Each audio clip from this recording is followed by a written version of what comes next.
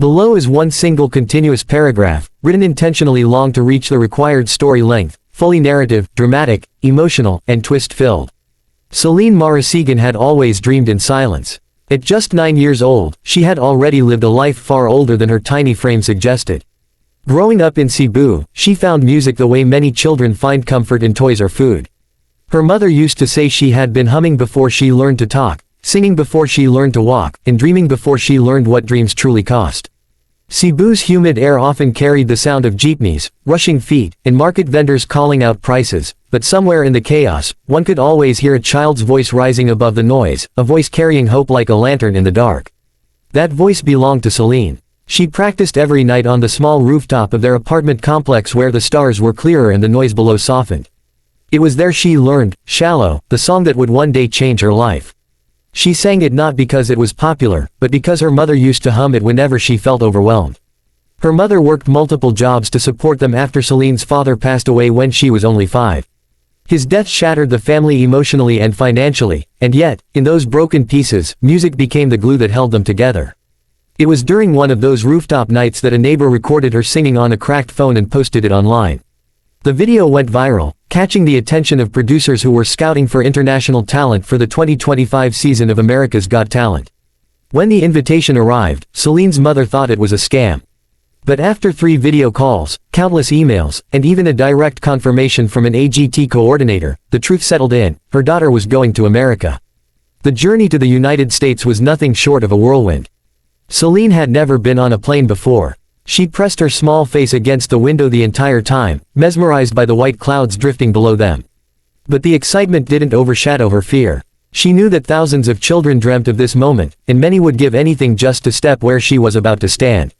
The pressure weighed heavily on her shoulders. When she arrived in Los Angeles, the city's brightness overwhelmed her. The lights, the billboards, the towering buildings, everything felt unreal compared to Cebu's narrow streets and modest life. Yet, there was beauty in the unfamiliarity. AGT staff welcomed her warmly, but even their smiles couldn't calm the storm brewing in her stomach.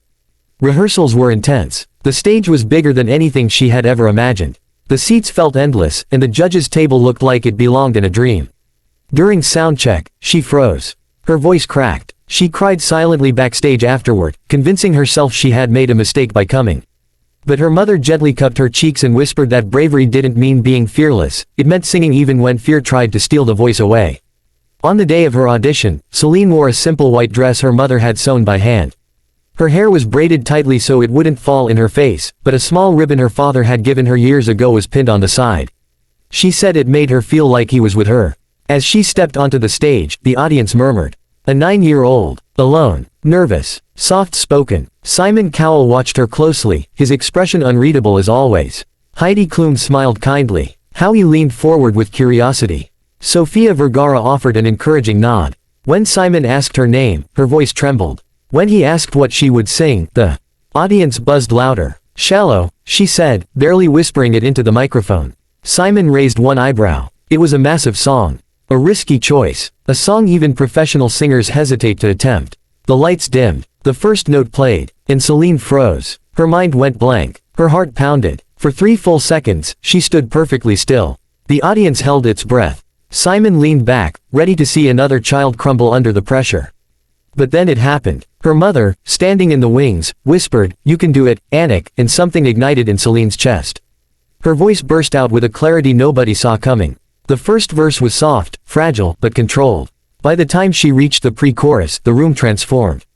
Audience members leaned forward. The judges exchanged glances. Simon, known for his brutal honesty and high standards, suddenly sat up straighter. When she hit the chorus, her voice soared with a power that belied her age. It was raw, emotional, and filled with a depth that made the hairs on people's arms rise. Her high notes were flawless. Her vibrato was delicate but steady. She wasn't just singing the song. She was feeling it, living it, pouring her whole story into every word. And then, without warning, she added a vocal run that wasn't in the original version. It was risky, bold, and absolutely breathtaking. The entire audience erupted in cheers. Some stood up mid-song. Even Simon, who almost never reacts impulsively, leaned forward with his mouth slightly open. But then came the twist that nobody saw coming. As she approached the final chorus, the lights flickered. A loud sound burst from the speakers. Feedback screeched. The sound system glitched. Half the audio cut out. Gasps echoed across the venue. The producers panicked backstage. Judges looked around unsure of what was happening. It was every singer's worst nightmare. But Celine didn't stop. She kept singing. Even with the music gone, her voice carried across the silent hall. No microphone. No backup. No instrumental. Just pure, unfiltered talent. What happened next became the moment that went viral.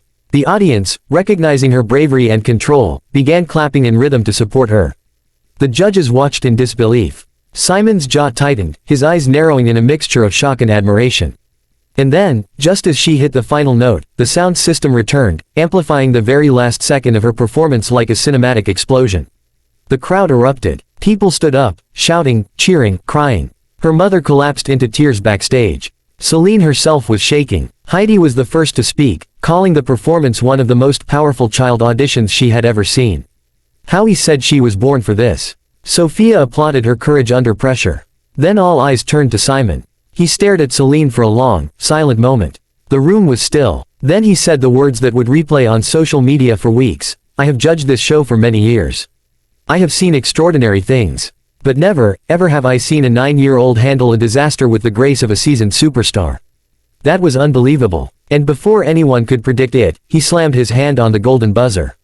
Golden confetti rained down. Celine's knees buckled. Her mother rushed onto the stage, hugging her tightly as the audience cheered louder than ever. But the story didn't end there. The performance went viral within hours. News outlets across the United States picked it up.